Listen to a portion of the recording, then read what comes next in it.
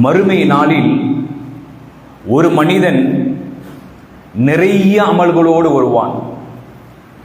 ஆண்களும் பெண்களும் மறுமை நாளில் எப்படி வருவார்கள் என்றால், ரசூல் ஸல்லல்லாஹு அலைஹி வஸல்லம் அவர்கள் கூறினார்கள், உஹது மலை அளவு நன்மையை சுமந்து கொண்டு ஒரு மனிதன் வருவான். உஹது மலை எந்த அளவுக்கு உயரமாக இருக்கின்றதோ அந்த உஹது மலை அளவு இவன் நன்மையை சம்பாதித்து நாளை மறுமை நாளில் வருவான்.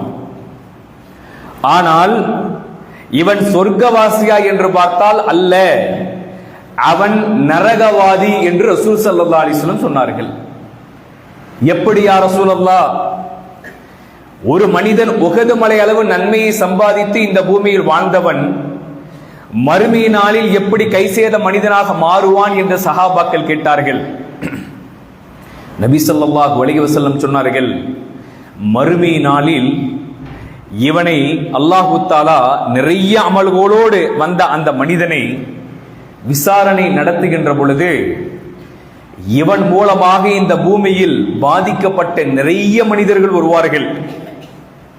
அது கொடுக்கல் வாங்கலிலோ, தன்மானத்தில் ஒரு மனிதனை இழிவாக இவன் பேசி இருந்தாலோ, ஒரு மனிதனுடைய பொருளாதாரத்தை அபகரித்திருந்தாலோ, ஒரு மனிதன் நஷ்டப்படுத்தி இருந்தாரோ, ஒரு மனிதனுடைய தன்மானத்தை இந்த பூமியில் மேடை போட்டு பேசி கேவலப்படுத்தி இருந்தாலோ, அவன் வஞ்சித்து மனம் நோகும்படி யாரெல்லாம் ஒரு மனிதனை நடத்தினார்களோ அந்த மனிதன் மறுமை நாளிலே வந்து இவனுக்கு எதிராக சாட்சியை சொல்லி இவனுடைய எல்லா அமல்களையும் பிடுங்கி இவனுடைய எல்லா தீமைகளும் அவனுக்கு கொடுக்கப்பட்டு பிறகு இவன் நரகவாதியாக மாறிப்போவான் என்று நபி ஸல்லல்லாஹு அலைஹி வஸல்லம் அவர்கள் சொன்னார்கள். அப்படியானால் இந்த உலகத்தில் வாழுகின்ற பொழுது இபாதத் செய்வது முக்கியமல்ல சகோதரர்களே, செய்த அமலை பாதுகாக்க பழகிக் கொள்ள வேண்டும்.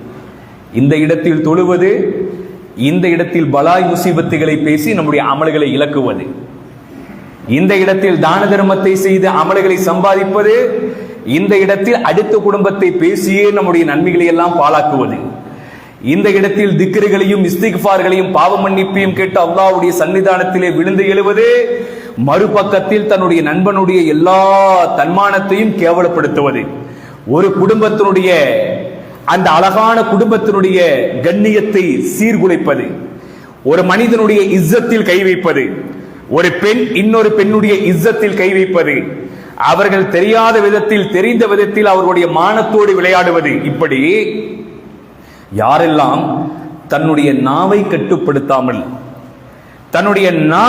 அவர்கள் கட்டுப்படுத்தாமல் இந்த பூமியிலே பிற மனிதர்களுடைய தன்மானத்தோடு விளையாண்டு அவர்களுடைய இஸ்ஸத்தில் கை வைத்து அப்படி யாரெல்லாம் இந்த பூமியிலே வாழ்ந்தார்களோ அவர்கள் நன்மைகளை இழந்து நாளை மறுமை நாளில் நரகவாதியாக மாறிப்போவார்கள்.